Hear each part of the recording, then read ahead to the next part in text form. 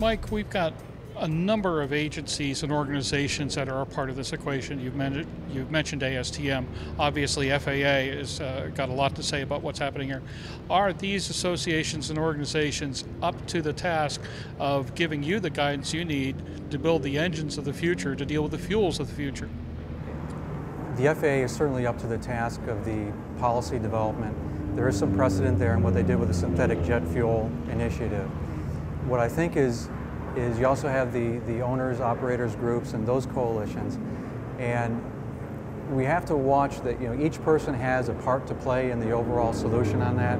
The FAA certainly has policy issues that enable it. At the end of the day, the new fuel is not going to be the same as the old fuel, so there's some very complex policy involved in bringing to the fleet a new fuel that doesn't fit the old fuel spec.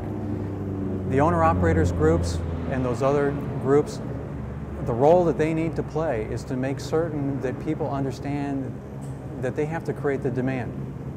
If there is no demand for a solution, and if there is no demand and realization that the market really faces a decision is that you're going to get one chance and one grade.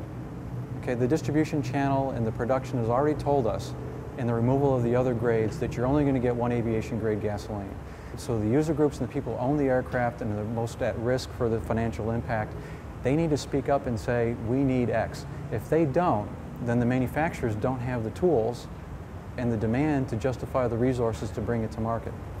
You talk about AOPA, Gamma, these other industry groups, the Cirrus owners, the Malibu owners, they all have an important part to play, but the most important part is create the demand. Understand the impact, get involved and create the demand.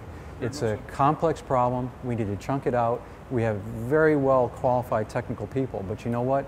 That solution won't come to play if we have a market that says, you know what, I'm fine with MoGas, so this doesn't concern me.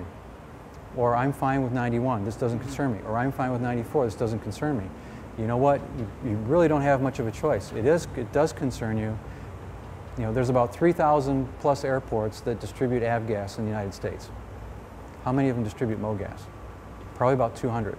Whether we like it or not, we're linked by this one type of aviation fuel with some great controls on that. We can figure out what to do, but if the demand side of the equation isn't there, then the resources and solution won't come through. Freedom through innovation. It's what led us to develop Cirrus Flying 2.0, the framework for a bold new take on private aviation. And as a result, the gap between the aircraft we produce and those of our competitors continues to widen. Cirrus knows where the personal aircraft industry is headed. We're already there.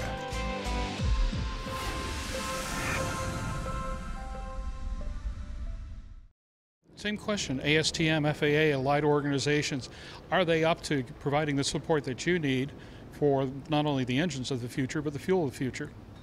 I think they are. It's a problem and a process that I think is just really getting rolling. I think it's moved from, it could be an issue or an opportunity, as we like to say, to it is an opportunity and we have to move forward. Now, I think the biggest two things from my standpoint are, number one, again, all of the groups have to align. It is not one group versus another. It is not one entity wanting this and another entity wanting that. It's one unified voice that says we've got to move forward. And I think that's starting to happen. I'm seeing now voices that say, okay, we can all talk the same message. Now, the other thing that I think needs to happen is it is no longer just a, this is all I can have, and if not, the sky is falling.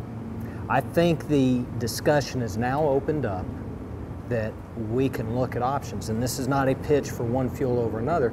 This is a pitch that it is a complex issue.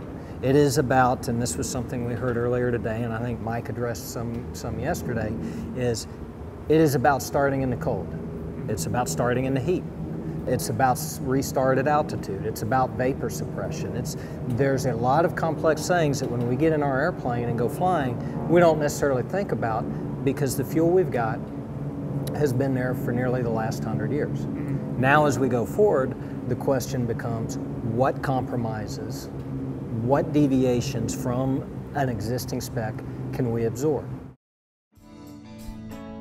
The beauty of the Release 9 system architecture is that you have two fully redundant integrated flight displays. Each has access to all the systems and data. Providing full redundancy and eliminating traditional reversionary modes, Release 9 allows either display to be configured as the PFD. Now your failure modes are much more manageable because you can continue to fly with the same familiar display symbology without the need to relearn composite modes you don't typically fly with. Avidyne's Integra Release 9 is truly the next generation in fully integrated flight deck technology.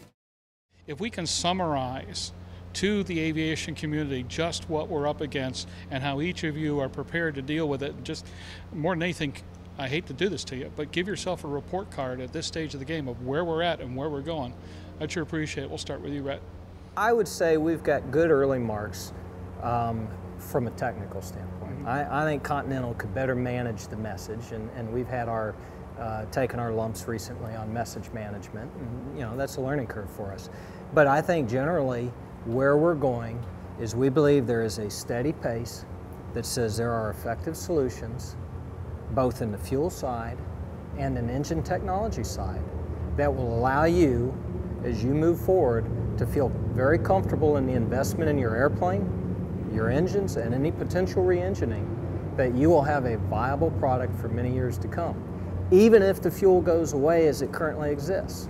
I think at Continental, with what we have analyzed and planned, that we can meet your needs for your large bore engines. I would give the collective effort a C. Because I think where we're at right now, and I think we're turning the curve, I think we're learning it, but we need to expect more from ourselves in the industry. People have done a lot of good work for 20 years trying to find a solution that fits within the current bounds. I think we're over figuring out or trying to find it within the current bounds. But to a large extent, we need to mobilize our resources, focus in the thing, and get on with moving it. So I think that we need to have everybody expect a little bit more of themselves, put together cohesive plans, settle everybody down, get people focused. It's not a crisis, but it could turn into one if you let it sit too long. So I think you know, give everybody a C on this one. You know, give everybody a C for getting distracted on the next new thing without thinking the total equation through. Give everybody a C on thinking that we're forever going to be granted, you know, license by the EPA to include lead in the fuel. You know, so we have to get over those. We need to move. You know, there's a little saying that I love today. If you always do what you always done, you're always going to get what you always got. Okay, so it's time to change it, move it a little bit, expect more from all your associations and yourselves. Okay, don't get caught in the you know, it's my problem or it's your problem kind of deal. Recognize your role that you have to play in each one of these and expect more. By the time, you know, Oshkosh next year, we need to see concrete results in how we're going to do it. We need to see concrete project plans and how this is doing. We need to see belly buttons assigned to the overall program. Very hard to do that in a consensus-based group, grassroots group. The last time a new fuel was developed, the U.S. military was working it. You know, very focused effort on that. We need to create that environment ourselves. And so I'll give ourselves a C, take the lumps, move on. Next year, we ought to have a much, much better cohesive effort. 3 months from now, we ought to have a much better cohesive effort.